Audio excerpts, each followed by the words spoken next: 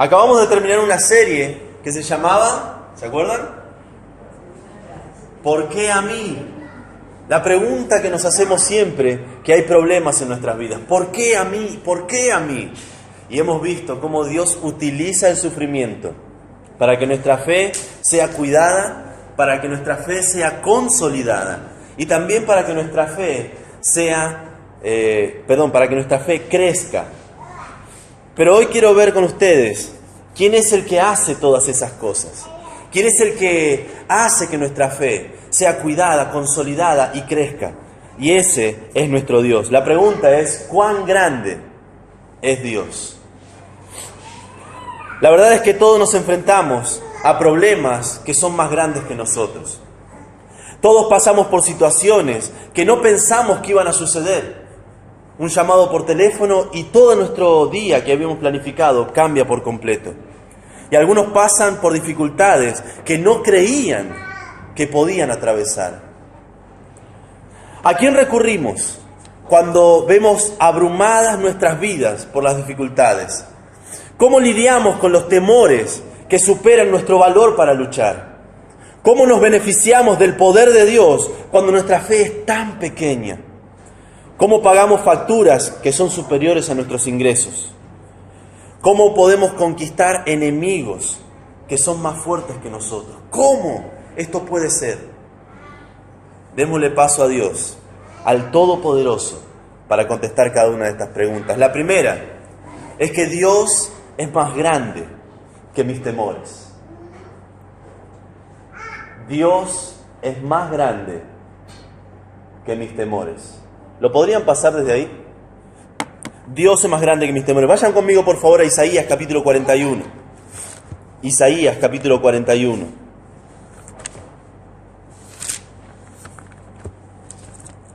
Isaías capítulo 41.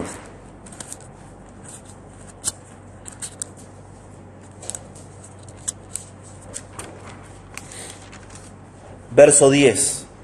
Isaías 41, 10.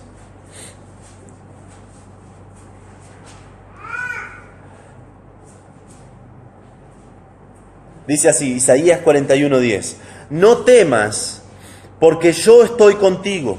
No desmayes, porque yo soy tu Dios, que te esfuerzo. Siempre te ayudaré. Otra vez, siempre te sustentaré con la diestra de mi justicia. No temas, porque yo estoy contigo. El temor es algo común a todos. Todos en algún momento sentimos temor. Sea que seas un hombre fuerte, sea que seas un hombre que ha conquistado muchas cosas, en algún momento sentimos temor. Y el temor fue la primera evidencia de la caída del hombre. Génesis capítulo 3, verso 10. Primer libro de la Biblia, tercer capítulo de la Biblia.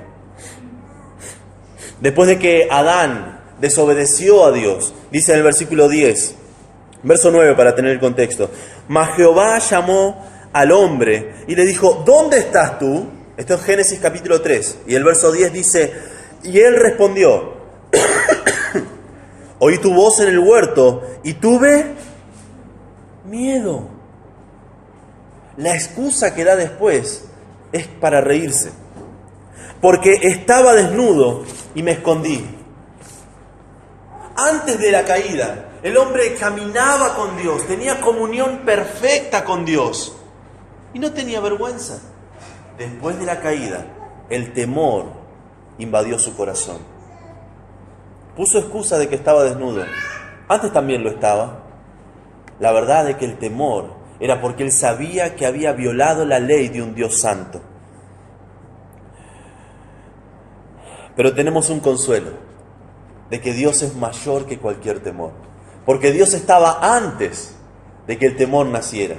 Dios estaba antes de que el temor saliera a escena en el relato bíblico. En Génesis capítulo 1, verso 1, leemos que ¿quién creó los cielos y la tierra?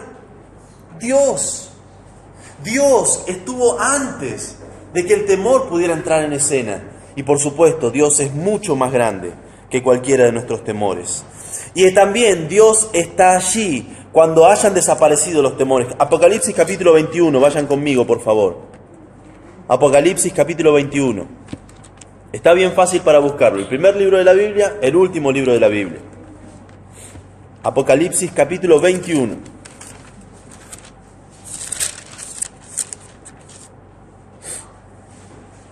Apocalipsis capítulo 21. Esto es cuando tengamos el cielo nuevo y tierra nueva donde habitaremos con el Señor para siempre. Dice en el verso 4, enjugará Dios toda lágrima de los ojos de ellos, es decir, de nosotros. Y ya no habrá muerte, ni habrá más llanto, ni clamor, ni dolor, porque las primeras cosas pasaron. Ya no va a haber temores, ya no van a haber preocupaciones, ya no van a haber dolores. Dios estuvo antes que el temor y Él seguirá estando después de que pase el temor. Dios garantiza que Él es mucho más que todos nuestros temores. Otra vez, en Isaías 41, no temas. Y la base sobre la que no debemos tener temor, dice, porque yo estoy contigo. Él es la base, su presencia en nuestras vidas es la base para dejar de tener temor. Él es mayor que cualquier temor. Alguna vez una persona dijo que había 365 no temas en la Biblia. Honestamente no lo pude comprobar, no llegué a contarlos todos. Pero sí sé que hay un montón, hay muchísimos, y los podés recordar. Él dice que no temamos a nuestros enemigos, Él dice que no temamos cuando el dinero no alcance, Él dice que no temamos. Y casi cada vez la base de esa invitación a no temer, es que Él está con nosotros. Hubieron personas en la palabra de Dios que conquistaron sus temores. Había uno que tenía que ir a hablar con un faraón, pero él era torpe de lengua. ¿Y cómo voy a ir yo si se me traba la lengua? ¿Cómo voy a hablar delante de un faraón? Y Dios le dijo que no debía temer. Y Él lo condujo para vencer ese temor. Hubo otro hombre que fue encargado de conquistar toda una tierra que Dios le había prometido al pueblo, pero él tenía que conquistarla. Ese hombre se llamaba Josué. Y en Josué capítulo 1,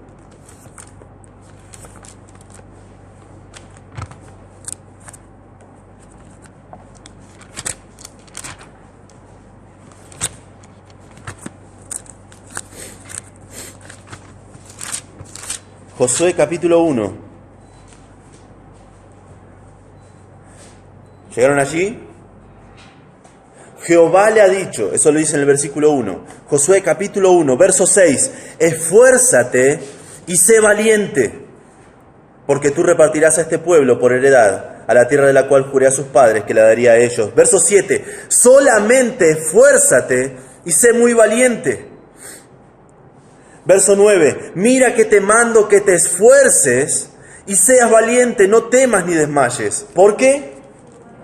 Jehová tu Dios estará contigo. Podemos tener la certeza de que Dios es más grande que cualquier temor y Él nos puede ayudar a vencerlo.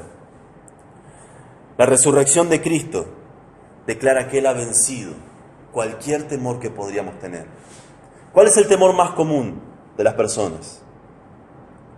Después de nacer, es el miedo a morir. Y si te ha tocado sostener la mano de alguien que estaba a las puertas de la muerte, sabes que en ese momento las seguridades, las prioridades se cambian totalmente. Tal vez por primera vez en la historia de esa persona, su prioridad es estar bien con Dios. Porque saben de que Él es el único, por haber resucitado entre los muertos, por haber vencido a la muerte, que puede darte seguridad en el medio de tus temores. Él es más grande que nuestros temores. También sabemos de que Él es mejor que nuestra fe. Él es mejor que nuestra fe, incluso si nuestra fe es pequeña. Él es mejor que nuestra fe. Vayan por favor a Mateo capítulo 17, verso 20. Mateo capítulo 17, verso 20. Mateo capítulo 17. verso 20.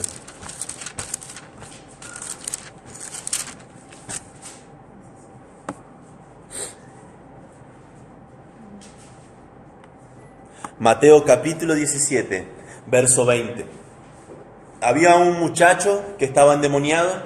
Los discípulos quisieron sacarle el demonio, no pudieron. Y dijeron, bueno, Jesús, ayúdanos.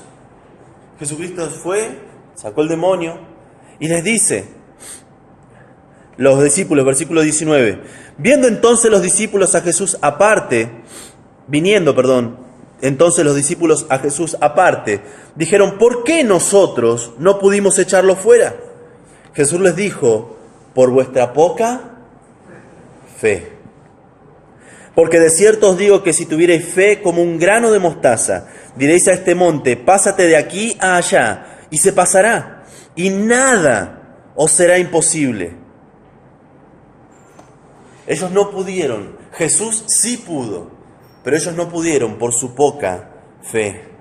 Les dijo, si tuvierais fe como un grano de mostaza. ¿Vieron alguna vez un grano de mostaza? Una vez repartí un grano en un film de mostaza, en una reunión de jóvenes, para que vean lo pequeño que era. Era casi para reírse. Era más pequeño que la semilla de un tomate. Era minúsculo. Y así de pequeña era lo que Dios pedía, aunque sea eso de fe. Y Dios podía hacer tremendas cosas con una fe tan pequeña. Porque no es el tamaño de nuestra fe lo que importa, sino la fortaleza de aquel que nos da la fe. No es por nuestra fe que las cosas suceden. No es que si yo oro por alguien para que se sane, mi fe lo sanó. No. Es la grandeza del Dios al que estoy invocando. Es la grandeza del Dios al que estoy clamando. Es la grandeza del Dios la que está curando. No es importante el tamaño de nuestra fe, sino en quién depositamos esa fe, que debe ser en el Señor. La fe que mueve los montes descansa en la omnipotencia de Dios, en la soberanía de Dios. Él es el Todopoderoso. Él es el que nada es imposible para Él.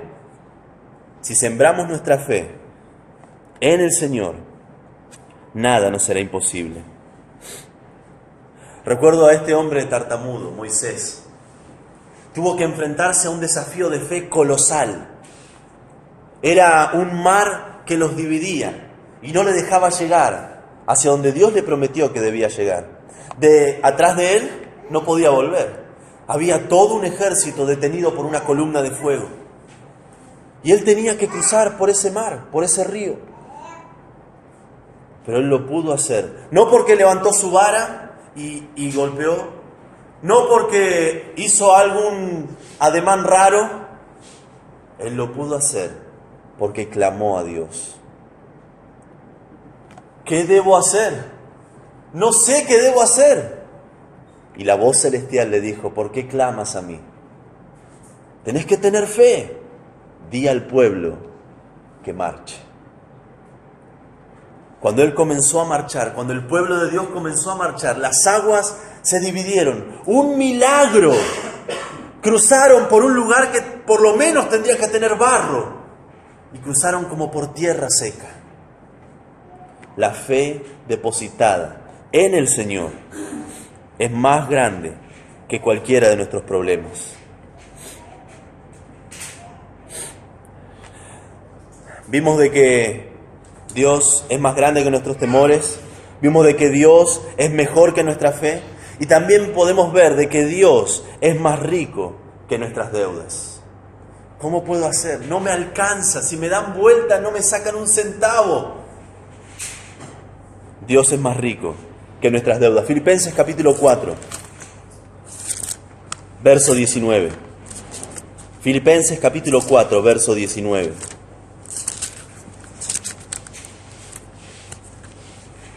Filipenses capítulo 4, verso 19.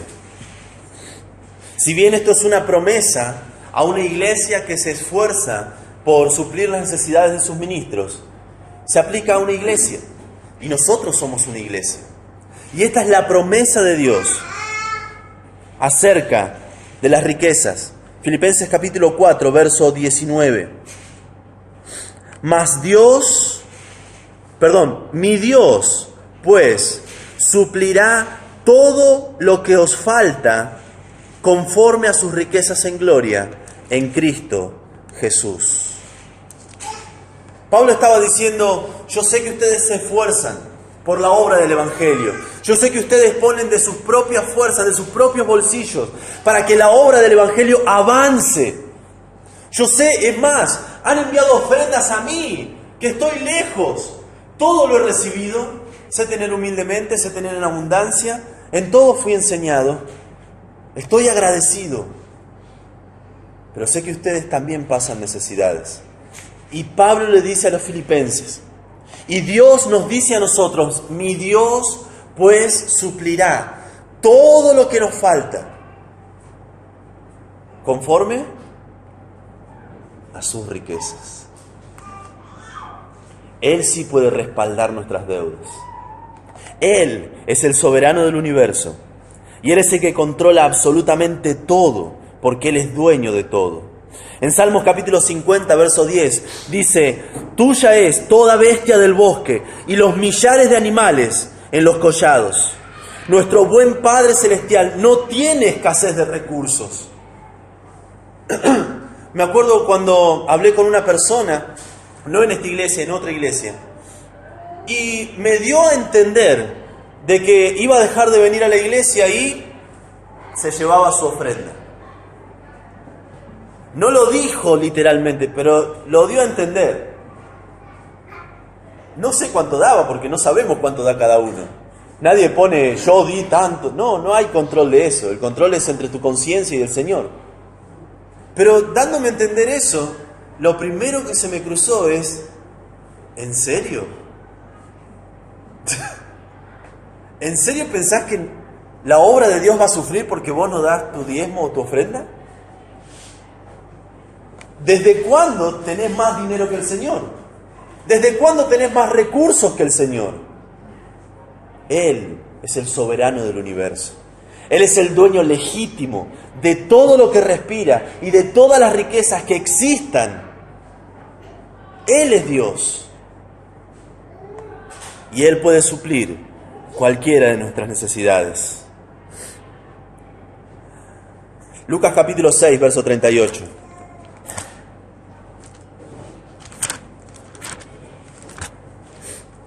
Lucas.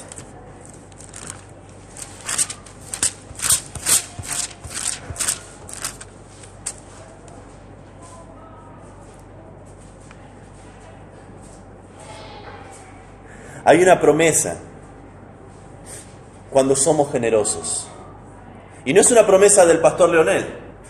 Yo no puedo prometerte esto. Sí puedo decirte quién lo promete. Y es Dios mismo, Jesucristo hablando, diciendo en Lucas capítulo 6, verso 38, dad y se os dará, medida buena, apretada, remecida y rebosando, darán en vuestro regazo.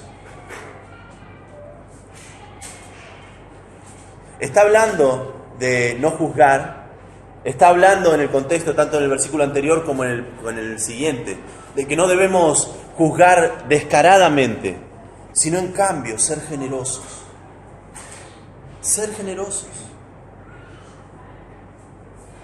Ciertamente, todo lo que el hombre sembrare, esto también segará.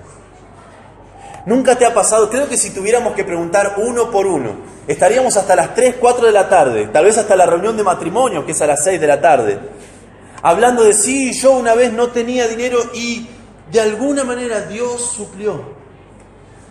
Sí, yo recuerdo cuando los niños estaban enfermos y teníamos que comprar esos medicamentos, se nos fue del presupuesto. Llegando a fin de mes ya no había. Y de alguna manera, que no puedo explicar, Dios proveyó. Tal vez a través de un hermano, tal vez a través de un trabajo extra, tal vez a través de un dinero que encontraste en un bolsillo que pensabas que estaba olvidado. ¿Nunca les pasó? Eso es Dios proveyendo. Eso es Dios cuidando. No. Esto lo vas a perder porque lo vas a necesitar a fin de mes. Ese es Dios que está proveyendo. Está dando el pronto auxilio cuando nosotros lo necesitamos. Él es más rico que todas nuestras deudas. Y por último, podemos tener seguridad de que Él, Dios, es más fuerte que todos nuestros enemigos. Salmo capítulo 18. Salmo capítulo 18.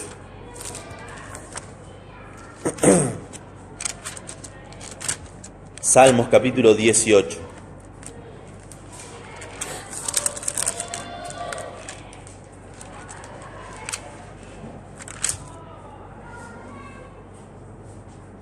Vamos a leer, ahí está todo puesto, pero vamos a leer también el título, eso es parte del texto original.